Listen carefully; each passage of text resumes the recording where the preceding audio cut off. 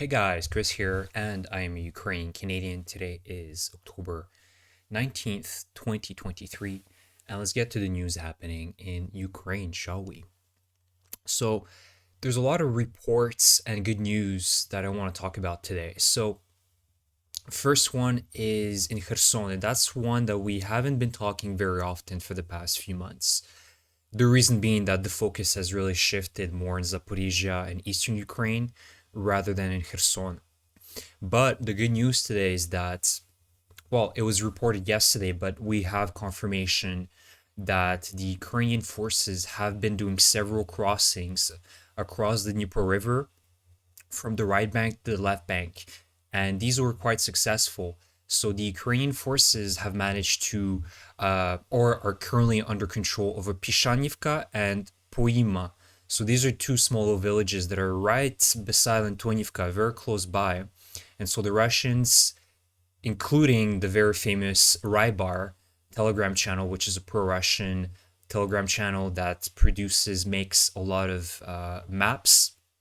He confirmed this, or they confirmed this in their maps as of yesterday, that the Ukrainians took under control these two villages. Now, I'll take it with a grain of salt for now because, first of all, we don't really have any confirmation visually speaking. And also because, even if the Ukrainians have this under control, I've seen it too many times in the past where, let's say with Kozachi Lahiri or other crossings in the past, where yes, the Ukrainian forces did cross, they did make a raid, but they quickly have to pull back because they just don't have the capacity to resupply their forces. And, because there's such a tiny crew, perhaps a small little, squad or platoon, uh, they don't have the choice but to get back as the Russians come back with artillery and vehicles and larger infantry attacks to retake these positions. So for now, I'll keep cool-headed. We'll see what happens. Maybe this is a much bigger offensive from the Ukrainian side. And what could be different this time is the fact that this is not just one crossing, but there are several of them. Let's take a look at the map because it's obviously we need to visualize this a little bit better as well. And on the map, if we look at the left bank, let's go down. So first of all, this is one of the first crossings, the ones I mentioned, Pishanivka y Poima. Then there are some reports that around the Oleshki area, the Ukrainians have also been doing a lot of raids recently, and this is where you saw the two images below the map on my main slide. So there is images showing essentially between Oleshki and I think Radyansk, the Ukrainians essentially raiding any vehicles, Russian vehicles traversing from this main highway to Oleshki. So a lot of burned down BMPs and KAMAZ, Ural trucks. And there's also another crossing. Obviously, Kozachi Lahiri is sort of a gray zone as well, but also another crossing, allegedly a little bit more north of Pishanivka as well. So the Ukrainians are trying to perhaps take control over this highway that connects Oleshki, Hola Prestan, and partially up to Kozachi Lahiri. This could be one of their strategies, which would then allow the Ukrainians to safely start establishing a big bridgehead and start transporting and traversing their troops, vehicles, and other supplies through the Dnipro River. So let's hope that that works out. But for now, let's be cool-headed because we've seen this happen too many times. We get very excited, but then at the same time, things are very dynamic as well. So that's that. Let's go back to the slides. And as you can see, these are the two images, a video that came out of that main highway that connects Oleshki and Radyansk. And you can see there's some destroyed Russian vehicles, military vehicles, which indicates that, of course, there are some raiding parties, Ukrainian raid parties that are currently, operating in this area much more deeper than expected. So obviously the Russians are very worried because they don't really have much of a defensive presence. Yes, they have troops. Yes, they have some defenses here, but it's not like in the south, in Zaporizhia, where they have trenches. They have manned every single village with infantry. It's not the same situation in Kherson. They rely on the natural barrier, which is the Dnipro River, for their main defense. Now, the other large offensive, but that's on Russia's side, is Avdiivka. We've already been talking a lot about this offensive for the last few days. About 10 days ago, the Russians launched one of the largest offensives since the beginning of this year. And so far, it's a disaster. It's a total disaster for the Russians. But as I say multiple times, and I never stop repeating it, never underestimate the Russians. They might be not so smart in doing a combined arms operation, but one advantage they have is the overwhelming manpower that they have. They can utilize as many men as they need for even taking a rather small sized city like Avdiivka. And I think that Putin partially wants this because he needs a victory. He hasn't had anything since Bakhmut in around May, June. So for him, he needs to continuously show that the special military operation is going according to plan. So Avdiivka, of course, taking it isn't that symbolic, but it allows the Russians to also push out the Ukrainians out of Donetsk, the capital for the Russians of Donbass, and also it kind of creates a road for the Russians to retake the entirety of Donetsk Oblast. But we see that so far the Russians are not successful. So this is a fifth Su-25 jet, according to reports that has been shut down in the last 10 days in this area. So the Russians are utilizing a lot of air power, but they're also losing a lot of it. 5 Su-25s is pretty bad. And there was another image that was released from Ukrainska Pravda, Ukrainian news, that showcased that in the Avdiivka area, the Russians lost about 63 anti-air defense systems in the Avdiivka region. It's just insane losses, but again, that's okay for the Russians, and they might lose a lot of vehicles, but the most important thing is the manpower. They have so much of that resource available, and the Russians are okay with dying.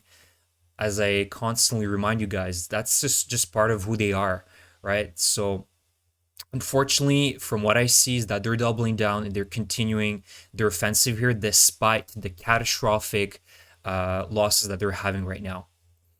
And to be fair with you, for the scale of this offensive, let's take a look now at Avdiivka. For the scale of this offensive, their gains so far in the last 10 days have been pretty bad as well.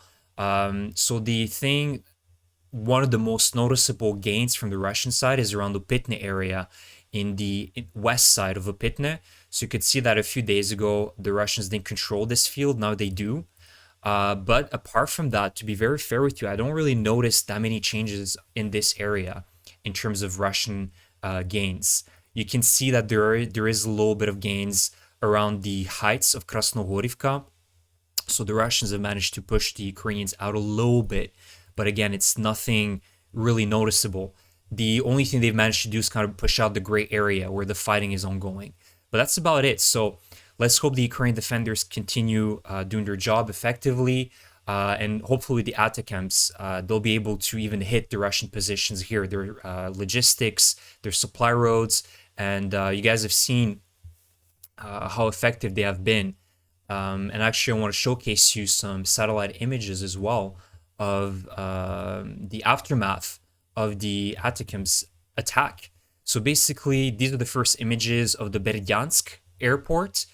And the Ukrainian forces also attacked the Luhansk airport. So it was a dual attack on different airfields. And so this is the aftermath. You can see that overall, it doesn't seem like anything has been it's not like there's insane damage, but you can see that the biggest advantage of this M39 Block 1 variant, if I remember correctly, is just the amount of pellets that it releases, these hot little pellets that can perforate anything. And especially when we're talking about aircraft, helicopters, they don't really have the best protection, right? It's very thin protection. So we're talking about 950 of these pellets just being released, and I've read a little bit more about them, and they can the payload can cover an area of 360,000 square feet or 33,000 square meters, which is huge, right? Just one of those can do so much damage in a massive radius, and you don't notice it, but it's all these little holes that are created as a result of these cluster munitions being released, and that is a total loss for the Russian Air Force. You know, their K-52 alligators that are situated here, their Heinz, the Mi-8 helicopter, maybe Su-25s. It's gone, right? It's a total loss unless you have all the necessary parts to replace it. So this is a huge deal. And so hopefully, actually not hopefully, but it's been confirmed by Foreign Minister Kuleba from Ukraine that the United States will provide more of them. So I'm expecting them to, the Ukrainian force, to use them far more in greater quantities for the next few weeks. And that's really going to start helping the Ukrainians, just disturbing and degrading Russians further. Again, I really hope that Ukraine starts receiving them not drip by drip, as with any other weapons that Ukraine has been receiving from the West and NATO allies. But let's see huge quantities, right? Let's see hundreds of them being given to Ukraine, because that's the quantity that is going to impact the course of the war. When Ukraine gets a few dozen, sure, they can do damage, but Russia's massive army is such an extensive army, right? We see that for the past year and a half. Russia, you know, the catastrophic losses that Russia's incurred, and they are still capable of pushing, you know, tanks, albeit they're old, but they still do their job, right? They have hundreds, if not thousands, of these T-62s, T-55s, other variants of older artillery systems, the Gvozdikas, the Akatsias, the Tulpans, but they have hundreds of them left, and Russia can utilize them to great extent. So for the Ukrainians to have also meaningful impact on the Russians, they need to get a same amount of quantities in order to be able to push out the Russians.